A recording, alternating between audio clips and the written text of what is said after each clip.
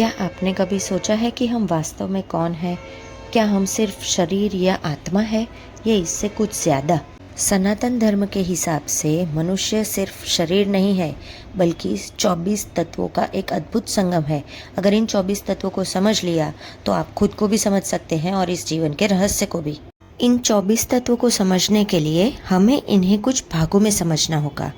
सबसे पहले आती है 5 ज्ञानेंद्रियाँ। इनके माध्यम से हम दुनिया को अनुभव करते हैं। आँख देखने के लिए, कान सुनने के लिए, नाक सूंघने के लिए, जीभ स्वाद के लिए और त्वचा स्पर्श महसूस करने के लिए। ये 5 ज्ञानेंद्रियाँ हमें बाहरी दुनिया की जानकारी देती है। अब है 5 कर्मेंद्रियाँ।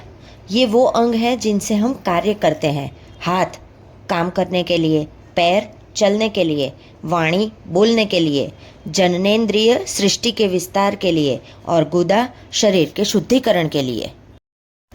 अब आते हैं 5 सटल एलिमेंट्स यानी कि 5 तन मात्राओं पे, जो है शब्द, स्पर्श, रूप, रस और गंध।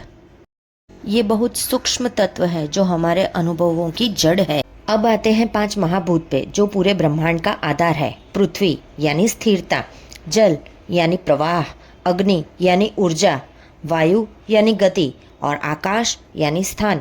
हमारा शरीर भी इन्हीं 5 तत्वों से बना है।